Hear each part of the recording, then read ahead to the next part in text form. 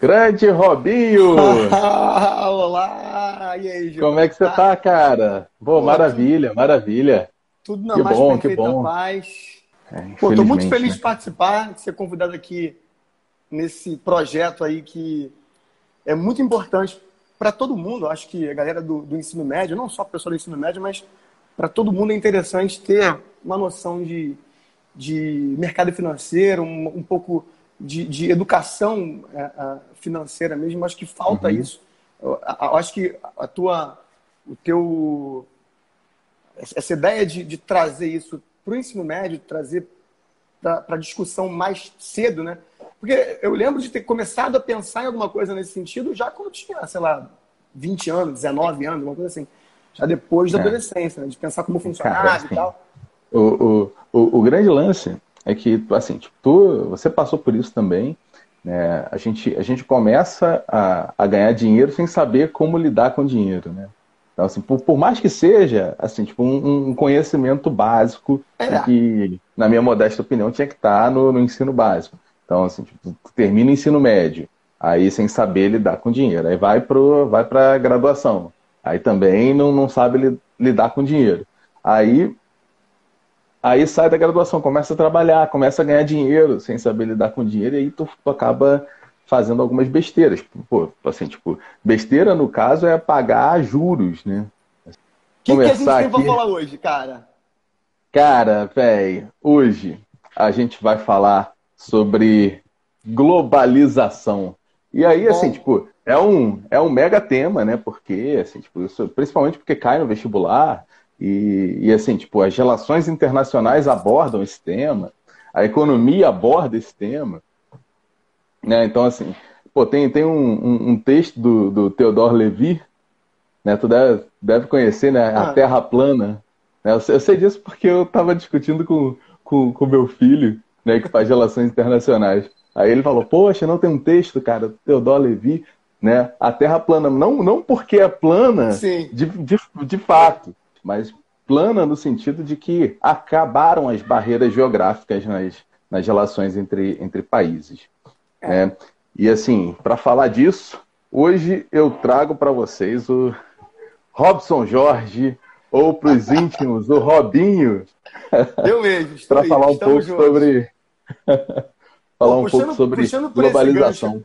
puxando por esse gancho aí da Terra plana e teoricamente sem barreiras, o que a gente consegue perceber que em alguns aspectos isso é uma realidade, né? Principalmente no que diz respeito às transações econômicas, às questões comerciais. Eu não diria que há uma facilidade tão grande de circulação. De pessoas, então, eu acho que é pior ainda a situação da livre circulação. Porque, como você bem disse, o tema de globalização ele é muito extenso, né? A gente consegue trabalhar com algumas ramificações desse tema, tanto no que diz respeito às questões culturais e sociais, e, claro, no que diz respeito às questões comerciais de uma economia globalizada.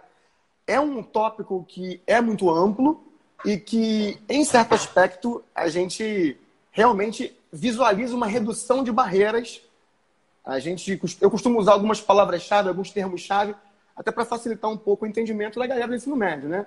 A Uhum, gente claro. usa um termo que é a grande aldeia global. É como se a gente estivesse vivendo agora num planeta onde todo mundo fala o mesmo dialeto, onde a moeda que circula é a mesma, onde os padrões de comportamento, de consumo, de vivência também são os mesmos, mas a gente também precisa analisar um ponto que vem por trás disso, que é um ponto que tem a ver com o processo de dominação promovida por uma série de gigantes que acabam criando esse processo de padronização nessa aldeia global. No quesito, se a Uhum, gente for falar das questões culturais, por exemplo, eu acho que elas ao mesmo tempo sofrem muito com a intervenção de culturas que são dominantes, mas ao mesmo tempo também se enriquecem em certo aspecto pelo contato, pelo intercâmbio que esse processo de globalização ele consegue trazer para a gente.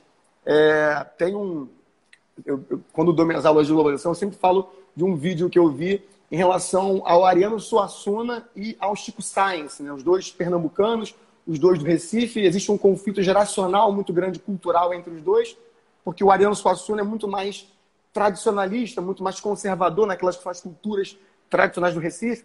Já o Chico Science, de uma outra geração, na década de 90, ele cria o Mangue Beat e junta, por exemplo, o rock, que para o Suassuna é algo muito ruim, visto que é uma cultura dominante americana que entra e acaba meio que diminuindo a importância do maracatu. Então, assim, ao mesmo tempo, o Chico Science ele traz o rock para misturar com o maracatu e joga para o mundo inteiro o maracatu, que talvez outras partes do mundo não conheciam, e mistura com um ritmo que é um ritmo dominante, estrangeiro, que, na visão do Suassuna, não é muito interessante de ser compartilhado, porque pode estar dominando, aglutinando uma cultura tradicional. Então, nesse aspecto, a gente tem dois lados, né? Sim, é porque essa parte você tá falando do hibridismo, né? Assim, porque rola, assim, tipo, essas influências culturais acontecem numa via de mão dupla. Com certeza, com certeza. Né? E no espaço micro, no espaço, se a gente fizer uma escala nacional e também numa escala global. Né? Agora, existem assim, atores que lucram muito com esse tipo de estratégia. E aí a gente tem que abrir o olho para ver quais são esses atores e como eles se comportam na dinâmica global. Então, o conceito de globalização ele vai se relacionar com as questões econômicas no que diz respeito a uma integração muito maior e uma interdependência também muito grande entre as economias no mundo todo. Nesse aspecto, aí a gente realmente visualiza que as barreiras elas foram reduzidas, né? As barreiras para a circulação de dinheiro, as barreiras para os investimentos que ocorrem em escala global. A gente pode investir em várias partes do planeta hoje, a gente tem condições de fazer isso, e isso ocorre devido a uma situação de globalização que é corrente. Eu costumo dizer que a globalização é como se fosse uma abstração e ao mesmo tempo um fenômeno que faz com que a gente exercite esse intercâmbio e que, de alguma forma, viva nessa grande aldeia global, e a ideia é viver de maneira mais harmônica. Né? A gente tem um célebre intelectual brasileiro, Milton Santos, que é uma das referências para a geografia, ele diz que são três globalizações. Né? A globalização como falácia, como uma mentira, como é vendida, uma globalização como ela é, que é bastante perversa em muitos aspectos, e uma globalização como deveria ser, ou como poderia ser, por uma outra globalização, que é um dos livros mais conhecidos do Milton Santos. Né? Infelizmente morreu Milton Santos nos anos 2000 e ele deixou um legado muito grande nesse sentido, da análise da globalização, visualizando por dois lados diferentes, né? Olhando por duas óticas diferentes. Né? E a gente não tem como definir se ela tem um momento final ou tem um momento inicial, não dá para definir um ponto de partida muito marcado, porque a partir do momento que a gente tem um contato mínimo entre culturas diferentes, a gente já está visualizando uma condição de encontros. Né? Então, remonta a século XV, XVI, antes disso, inclusive.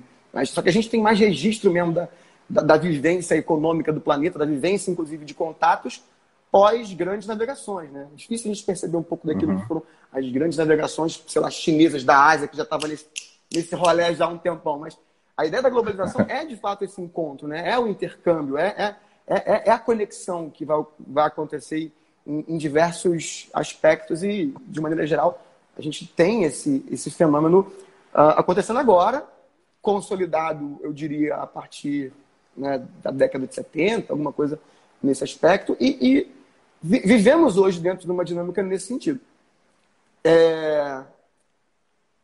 As barreiras para a circulação de dinheiro, elas por muito tempo não existiram. Mas nos últimos anos a gente percebe uma retração da circulação global de capitais devido a algumas crises que o planeta passou, em 2008, 2016, algumas crises que a gente teve e que de alguma forma diminuíram essa circulação, porque essa globalização ela pode ser também um pouco perversa, no sentido das crises serem, né, compartilhadas também. Como a gente tem um compartilhamento de muita coisa, de culturas, de informações, de capitais, de mercadorias, de pessoas, a gente também tem um compartilhamento de crises que é muito grande, né? E, assim, o esquema do dominó, né, cara? Assim, tipo, a interdependência ali, né?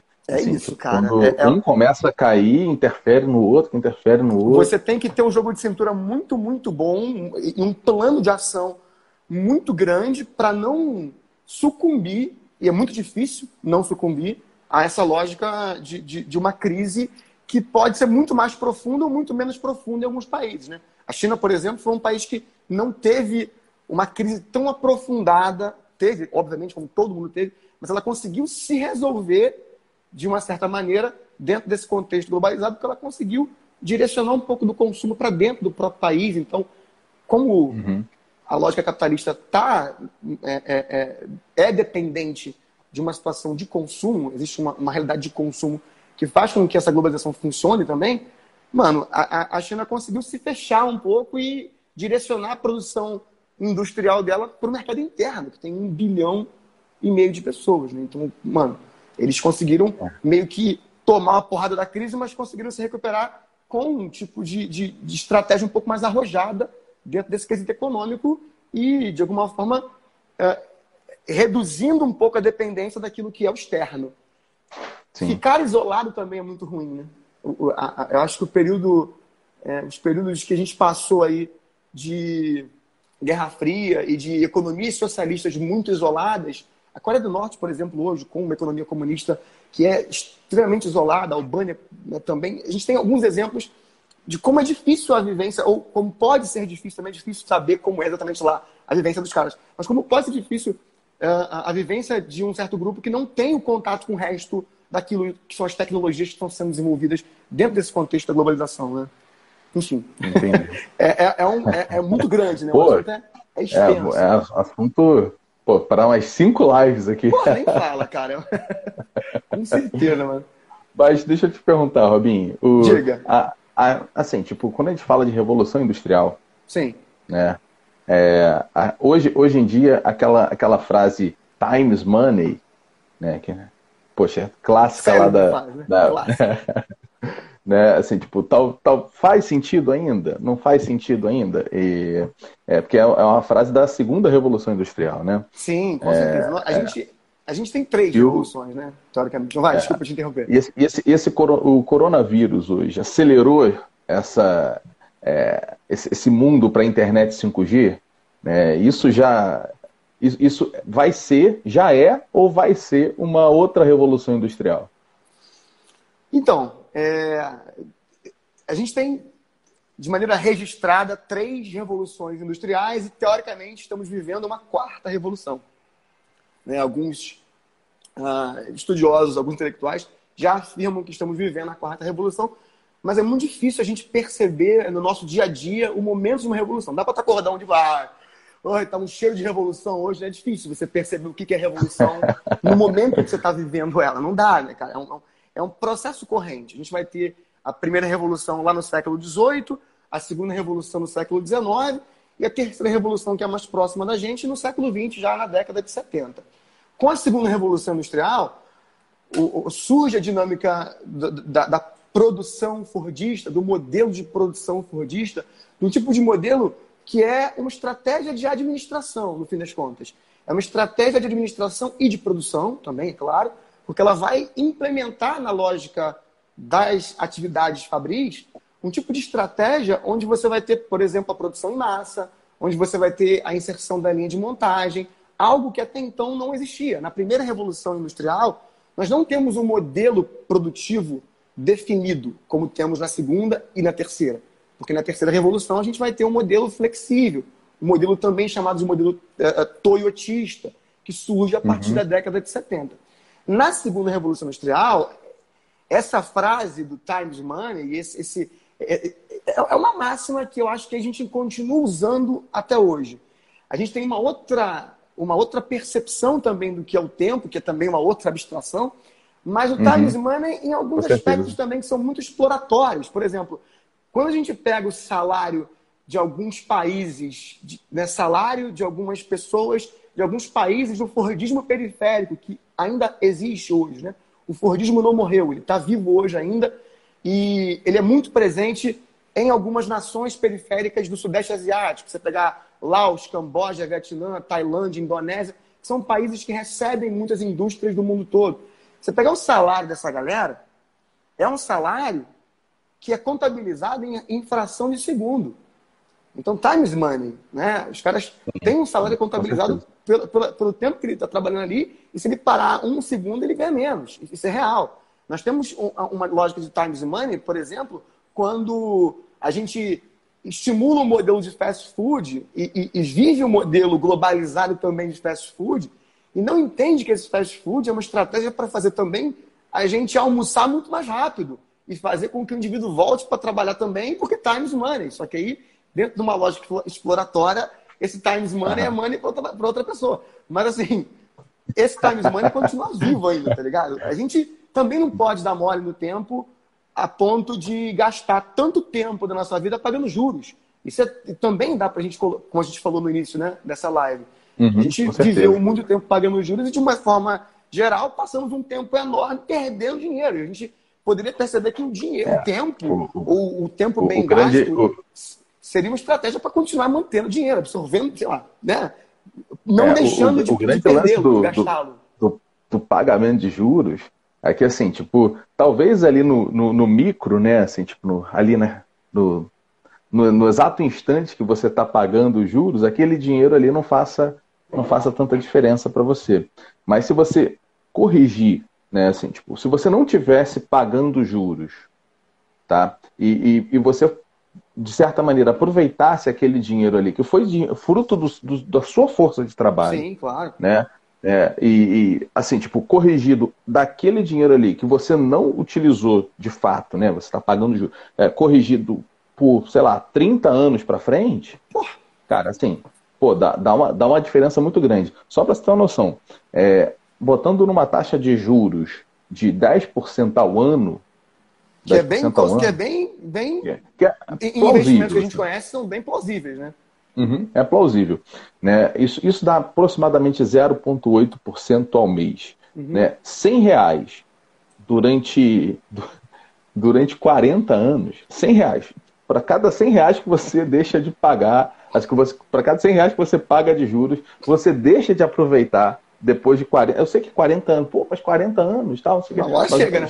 Uma hora chega. Mas chega, né? Mas depois de 40 anos, tu perdeu 500 mil, cara. Assim, deixou de usar 500 mil. Isso é uma informação muito triste. É uma informação muito triste.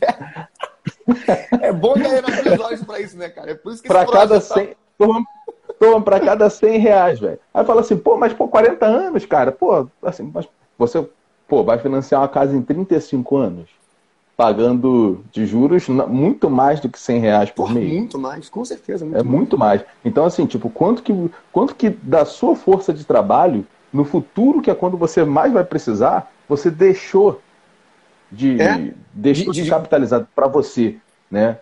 Você deixou de usufruir desse dinheiro que você produziu, né? Então, a gente não consegue assim, se livrar totalmente dos juros, seja do cartão de crédito, pela vivência mesmo, né? De uma lógica de consumo. Claro que a gente consegue, com algumas estratégias, reduzir bastante essa condição. Mas a gente acaba pagando muitos juros na vida mesmo. E é isso, assim. Perceber que a nossa força de trabalho está simplesmente sendo paga para poder pagar juros para alguém que está arrecadando aquilo de maneira acumulatória enorme, é mais entristecedor ainda, sabe? Isso clarifica um pouco para a galera como que é necessária essa educação financeira, né, cara? Os mínimos detalhes, no mínimo dinheiro, né? Não é pão durice, não é isso. É uma situação de percepção de que a gente tem uma vida, né, que está sendo explorada, a gente está trabalhando e que pode usar de uma maneira melhor esse dinheiro, né? Claro.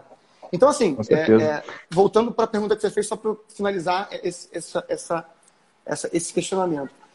A segunda revolução industrial, ela tem uma lógica de padronização de atividades, de funcionamento, de produtos, que ao longo da terceira revolução vai ser modificada. A terceira revolução é uma revolução flexível, né? É um tipo de produção que ocorre em escala global, num tipo de estratégia que a gente utiliza na geografia, que a gente usa como conceito de desconcentração industrial. Eu citei esses países, do Laos, Camboja, Vietnã, Indonésia, porque esses países recebem indústrias e fábricas do mundo inteiro que vão para lá para poder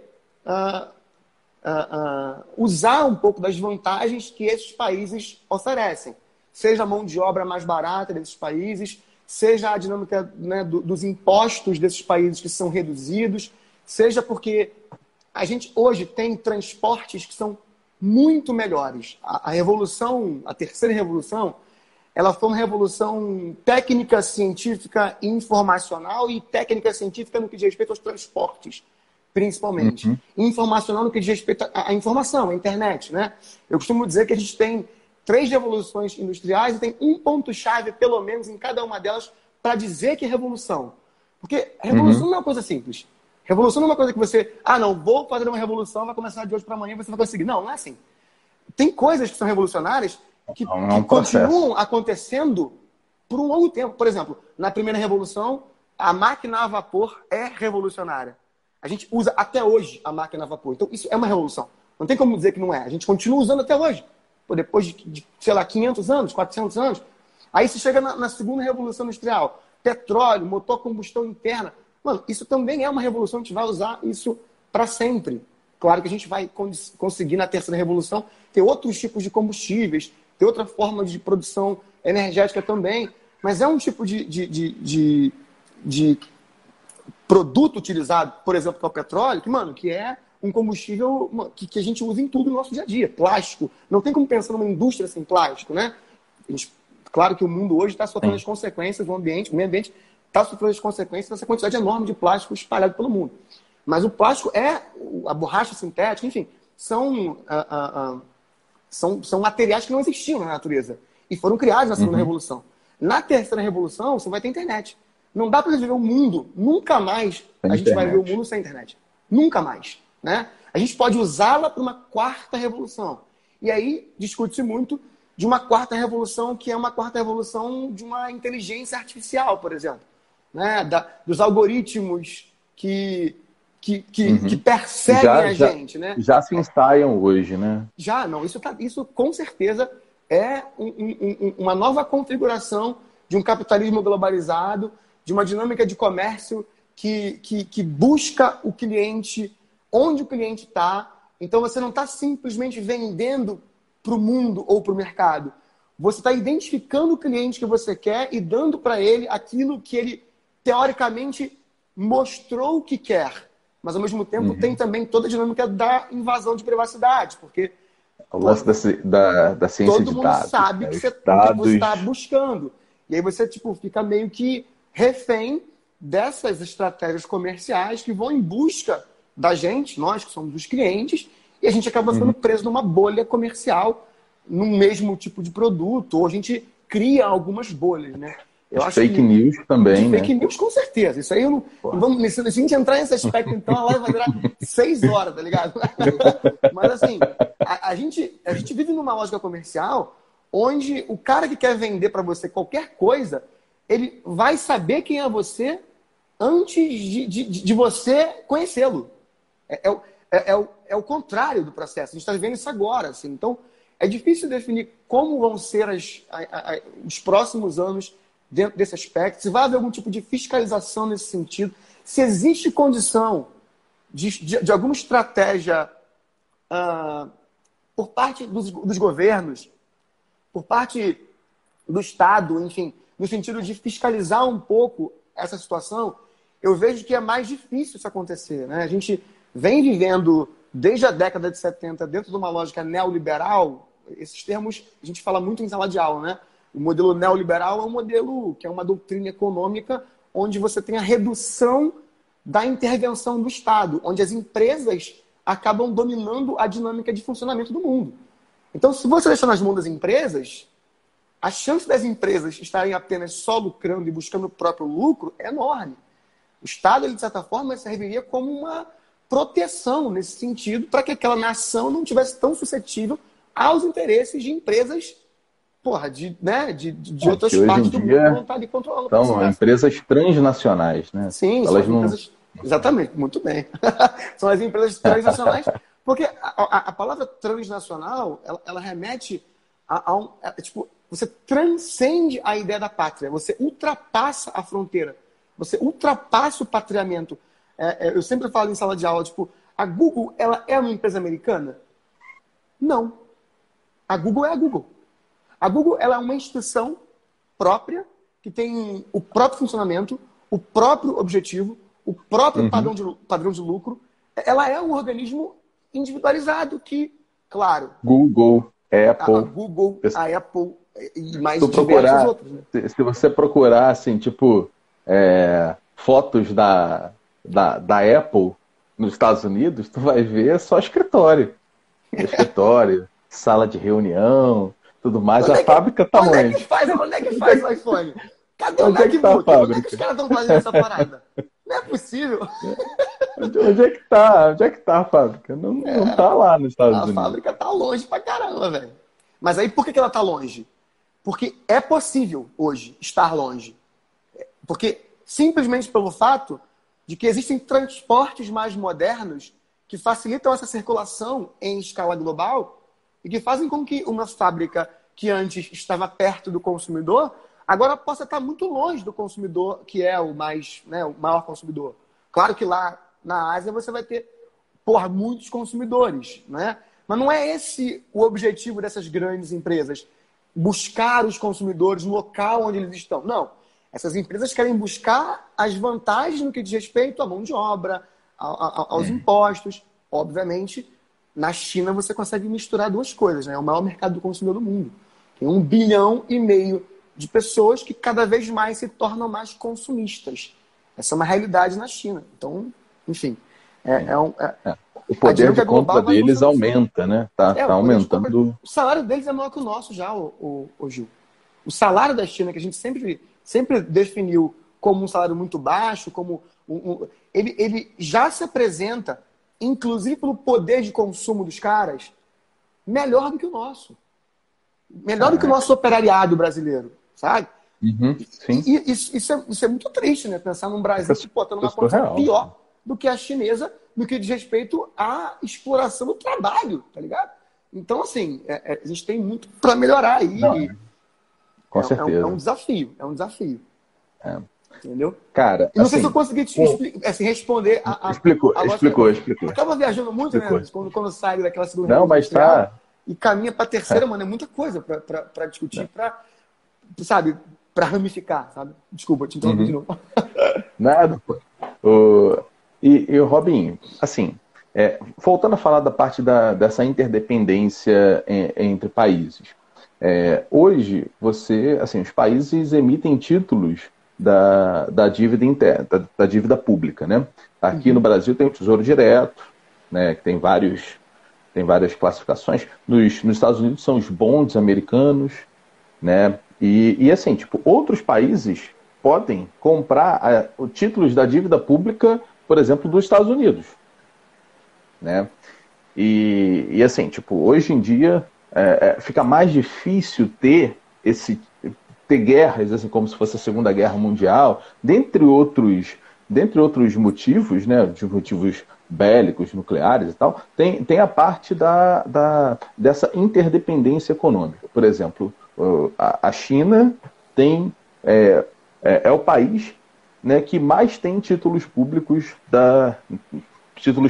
americanos. Cerca de 1 trilhão, né? Em dólares, não, assim, se você pensar na dívida que eles têm com os países... Porque a dívida é enorme deles, né? A dívida deles é de 22 trilhões. Então, cerca de 6, 7 trilhões são para países do mundo afora. E o primeiro colocado é a China, né? O segundo vem o Japão e a gente vem em terceiro, inclusive. A gente compra títulos da dívida, né, norte-americana. Norte-americana. Então, assim, pela primeira pergunta, vamos lá.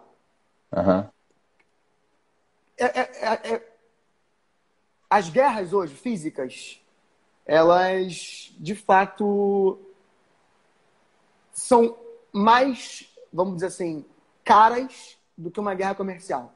Uma guerra é uma coisa muito cara. Uma guerra é interessante para uma indústria bélica, né? Porque para a indústria bélica é super positivo produzir mais arma. Então, nesse sentido, é muito interessante. Então, utilizá-la fisicamente é também interessante. Esse é o modus operandi dos Estados Unidos há muito tempo. A gente visualiza no século XXI as guerras no Oriente Médio, 2003 no Iraque, uma guerra que não teve explicação até hoje. Não existe uma explicação. E por que teve aquela guerra? Não tem uma explicação. A explicação dada na época foi que haveriam armas de destruição em massa no Iraque. Nunca foram descobertas essas armas. Então foi para usar as armas, foi para ocupar aquele espaço. Era uma lógica de ocupação do espaço e dominação daquele espaço, tirando ali, no caso, o governo do Saddam Hussein.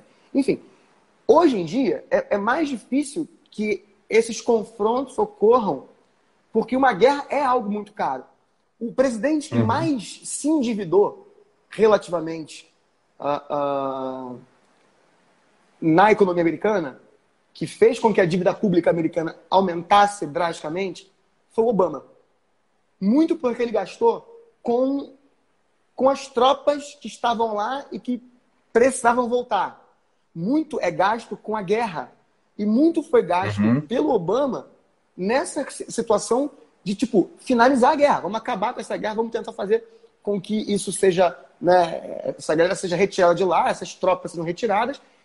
Isso é um processo muito caro. A dívida pública americana aumentou também muito por isso. Entendi. Né? E existem guerras comerciais hoje. Né? A guerra comercial mais recente que a gente consegue ver é a guerra entre Estados Unidos e China. Desde 2018, a gente visualiza um certo comportamento do Trump, no sentido de estar ali tentando implementar algumas estratégias que reduzam um pouco o lucro chinês. A implementação, por exemplo, de barreiras alfandegárias, a modificação de taxas de importação se configura como uma barreira. Então, assim, comercialmente, esse mundo globalizado também não está tão livre assim de barreiras. Quando você cria barreiras nesse sentido, né, você está, de alguma forma, impedindo que produtos chineses entrem nos Estados Unidos, você impede que produtos norte-americanos entrem na China, e aí você cria uma guerra comercial nesse aspecto. As guerras físicas, o bombardeio, né, levar tropa para algum lugar, mano, é muito caro. E aí, dependendo da dinâmica de um governo que está mais preocupado com o enriquecimento de uma indústria bélica, os Estados Unidos estão mais preocupados, claro, né, dentro de uma indústria bélica que eles têm enorme, o gasto militar deles é de 600 bilhões por ano. Esse é o gasto militar para a produção de armamento, para a produção de estratégias de ocupação e invasão de armas novas que não precisam nem ter. Tu não precisa mais, Gil, ter um soldado lutando contra o outro. Tu manda um drone e o drone explode, né? Tu vai embora. Isso é muito perigoso também, tá ligado? Porque se não tiver nenhum tipo de fiscalização ou de controle nesse aspecto, se é que existe a possibilidade de ter algum tipo de controle quando se para em guerra, mano, os Estados Unidos, que são a maior potência bélica do mundo, vão continuar fazendo o que querem. Né? Os caras gastam 600 bilhões por ano em armamentos, a China, que é o segundo colocado, gasta 250. A China é o segundo colocado e gasta 250. Os caras gastam mais que o dobro em armamento anualmente, entendeu? E aí, voltando à lógica da dívida pública, né, norte-americana, a gente tem, não só a gente, mas a China comprou muito da dívida pública americana, que eles criam estratégias de venda em forma de título. Né? Você pode explicar melhor que eu isso, né, dentro de toda essa lógica do mercado financeiro? Você cria um título que funciona como um tesouro direto, como você colocou aí, que é um título da dívida norte-americana. Acreditando que essa dívida vai ser paga, nações do mundo inteiro se, teoricamente, garantem quando compram esses títulos. Então, por exemplo, é garantido comprar esses títulos. É garantido investir em dólares. Assim, aos olhos do mercado, os títulos da dívida pública naquele estado é o investimento mais seguro que tem. É isso. É. Ó, você falou de Covid. é o investimento com menor risco. Por exemplo, aqui, o Tesouro Direto. Pô, o pessoal fala de poupança e tal, não sei o que, mas, pô, assim, o investimento com menor risco que tem hoje é você comprar títulos da dívida pública. Uhum. Né? E você vai, assim, tipo, na pior das hipóteses, né, o Brasil vai imprimir dinheiro e te pagar. E te ressarcir, né? É. Assim como empresas Se ele funcionam... não pagar, aí é Aí é uma uma questão de live recepção. que a gente fez com o Otto. Ah, Assim, tipo, isso traz consequências assim terríveis durante muitos anos. não dá A nem pra fuga pensar de nisso. Voltar dinheiro, pra década de pô, assim, 80, velho. é só lembrar, assim, tipo, mais recentemente, a Argentina e Grécia, né? Foi, Sim, claro. assim, A moratória da Argentina na década de 90, recentemente também, a Argentina passou por uma crise uhum, mais aprofundada. A Grécia, com a crise do euro e com a crise de uma dívida externa enorme, com o FMI e com o Banco Europeu, ela deve 170% do seu próprio PIB. Então, assim,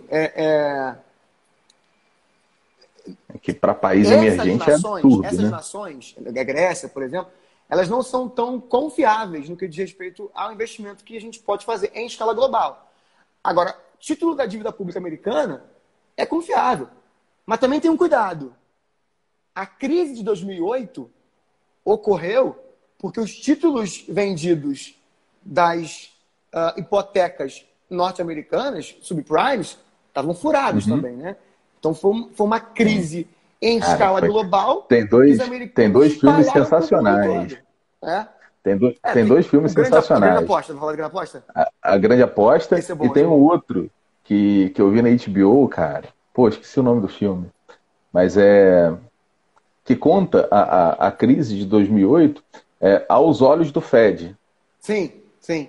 Porque o Fed, teoricamente, ele era a maior segurança que os bancos privados tinham.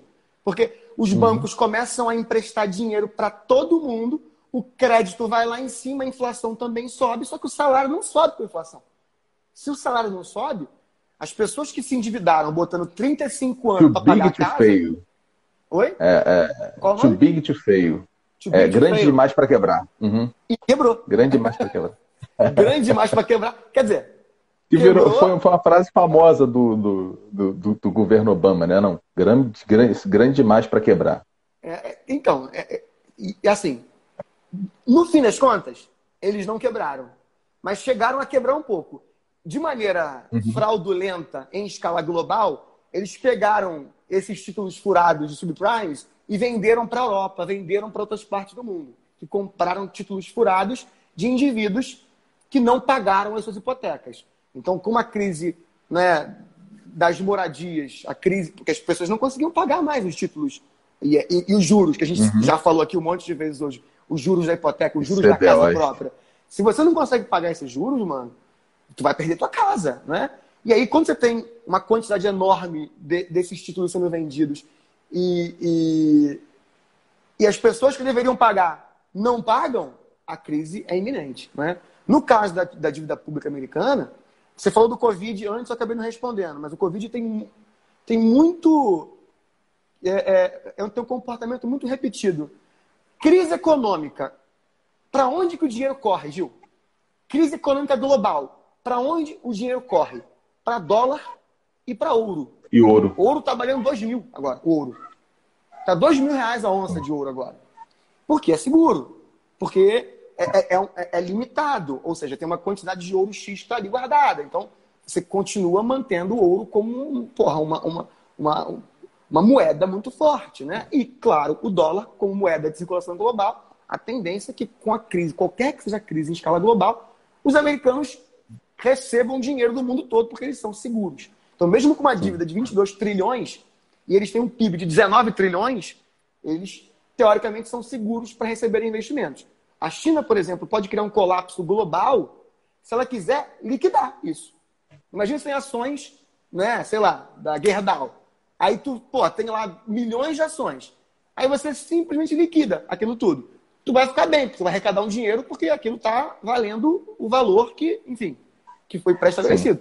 Agora, quais são as Mas consequências que isso pode gerar? se tu joga no mercado, assim, uma quantidade muito grande, Tu o desvaloriza. preço vai, pô, desvaloriza, né? Fica a lei Cai da muito o valor do oferta e papel, a demanda, né, valorização, não cara? tem É, jeito. assim, tipo, vai ter muito mais oferta de venda do que demanda para comprar, os Com preços certeza. E a vão lá para estratégia baixo. chinesa, eu acho que ela está caminhando nesse aspecto. Assim, né? Cara, assim, essa globalização e o mercado, assim, tipo, deu uma democratizada no sentido de, pô, aqui agora do Brasil, eu posso comprar uma ação da Apple, né? Não vende no mercado brasileiro, mas eu abro uma conta nos Estados Unidos e viro acionista da Apple, né? Viro acionista da Google, viro acionista do Alibaba, né? Então, assim, tipo, nesse sentido, a globalização veio para democratizar esse acesso ao mercado, ou, ou ele veio para inflar uma bolha? Então, O que tu acha? eu acho que, em certo aspecto, a gente pode usar esse verbo de democratização porque ele espalha para mais gente. Né? Como democracia, efetivamente, onde cada um tem ali o seu poder de decisão e a possibilidade de atuar, Aí não, aí não. aí não. Mas, assim, o processo de democratização ele pode estar ocorrendo no sentido de mais gente ter mais acesso e mais possibilidade de entrar no mercado de ações diante de uma internet, de um meio técnico, científico e informacional que a gente vive nesse espaço virtual. Né? A geografia trabalha com espaço, né? É o principal objeto de estudo da Uhum. geografia. E a gente vive num espaço virtual. Então, dentro desse espaço virtual, que é uma nova configuração do espaço, a gente visualiza que há possibilidade maior de mais gente poder entrar nessa festa da vida de investimentos e de mercado financeiro. Porque, de fato, é muito mais fácil, né, a circulação de dinheiro pela internet, a circulação de capitais no sentido de você comprar ações da Apple ou comprar ações, né, enfim, de Que empresas agora transnacionais. agora o dinheiro não é só o papel, né, ali Então, é isso. emitido pelo Estado. Agora o dinheiro Você, é você, virtual. você que é um cara musical, você que é um cara que sabe muito de música, mano, música virou MP3, né? Livro virou, sei lá, PDF. PDF. Né? Você tem o dinheiro, ele vai virar virtual. O espaço que você pisava, pegava, era palpável, virou virtual. A gente tem que. É muito difícil hoje estudar geografia no aspecto de espaço virtual, porque a quantidade de ramificações é muito grande. A gente não consegue definir muito bem alguns conceitos desse espaço virtual. Por exemplo, o que é território? O território físico é fácil de você identificar. Agora, um território virtual não é uma coisa simples de você identificar. A relação de poder, de controle que as fronteiras de um território definem no espaço físico. Porra, se tu vai no espaço virtual, tu não tem isso, né? Mas, em certo aspecto, eu posso considerar de que a gente está tendo um processo assim, de democratização de mais gente tendo a possibilidade de investir no mercado financeiro, de atuar em escala global, investindo em várias ações pelo mundo todo. Né? O André está falando aqui. Muito bom, a democratização do investimento é uma etapa posterior a uma democratização social. Então, é importante que a gente tenha uma democratização social, por isso que eu falei que o verbo democratização, o verbo é interessante, mas a palavra em si, como origem, como democracia, tudo bem que vem dela, mas primeiro é importante que haja um processo de democratização social para que você tenha uma certa igualdade ou uma redução das desigualdades que com essa realidade capitalista só fica pior, né? A desigualdade aumentou com a Covid. Em cada crise, a desigualdade em escala global, ela diminui. Claro que a gente tem mais possibilidades hoje de investir no mercado financeiro, de atuar, mas também é uma bolha, como você bem falou, daqueles que podem ter acesso a uma educação financeira, daqueles que sabem como funciona o mercado especulativo, daqueles que têm condição de investir porque tem um mínimo de dinheiro para poder fazer esse tipo de... Sobra, né? Que pode né? sobrar. Aí que tá. Na lógica global, capitalista, o que a gente percebe, eu sempre falo isso, é um camarote de empresas, é um camarote de investidores que dificilmente você é convidado, sabe? E quem está no camarote não está muito afim de deixar você entrar, sabe? Eles ficam lá no camarote deles, presos naquele grupinho fechado. Então, nesse sentido, eu acho que o capitalismo ele tem ampliado as desigualdades em vários aspectos, mas sim, é possível hoje, com mais informação, com essa né, inteligência financeira, com esse tipo de treinamento financeiro que a gente tem que ter desde jovem, é possível que a gente tenha mais indivíduos dentro desse camarote, né? Aí você democratiza um pouco esse acesso a um camarote do segundo andar. Talvez do primeiro andar lá, tu não chega, entendeu? A gente não consegue alcançar esse grande cara. Porque, mas pelo menos assim, agora citando aquele filme O Poço, você não tá lá embaixo. Tu não tá no 170, tá ligado? Olha, tu tá ali no 7, tu 6, tu tá bem. Tô no 75 na plataforma da televisão, entendeu? É isso, é relativo, né, cara? A gente vive numa condição, e passa a viver numa condição, onde mais gente pode ter mais acesso a isso, mas, no geral, é importante que haja uma democratização social de verdade, para que a gente possa realmente fazer com que essa lógica, não seja, esse modelo globalizado capitalista, não seja apenas uma grande bolha. Mas, pelo que eu percebo, é uma bolha que tem aumentado, uma bolha que tem ficado maior. Quantos CPFs nós temos a mais na bolsa, na B3, nos últimos anos, ô Gil? Mais de, cara, sei lá. Assim, quando em 2018, ali, em 2017, eram ali perto de 700 mil CPFs. Hoje está ali quase com 3 milhões. Tá mais difícil ganhar dinheiro? Com mais gente para distribuir? Não, cara, assim... Pode ser que sim. Assim, acho que, assim, daqui a pouco vai expulsar a gente, mas essa quantidade de CPFs, assim, tipo, que entrou na Bolsa, deu uma boa segurada na Bolsa brasileira e por isso que ela não afundou pra caramba, né? Você tem mais gente botando dinheiro também, né? Tem mais gente botando dinheiro. Então tem condição de ficar um pouco mais equilibrado. Porque, assim, teve um capital estrangeiro que saiu, sim, né? E aí, assim, tipo, para dar a compensada, ainda bem, né? O número de CPFs aumentou, essa galera segurou a onda. Mas, Robinho, assim, tipo, já tá acabando aqui, senão, assim, tipo, vai estourar, vai ser Instagram vai expulsar a gente. Né? Cara, pô, sou teu fã. Poxa, assim, tipo, obrigado muito pelo bate-papo. Pô, cara, assim que acabar o Covid, separa um lugar aí Vem aqui, eu tô numa residência nova agora. Tô no cafofo novo do meu hostel. Tá aqui, tem espaço pra todo mundo ficar, velho.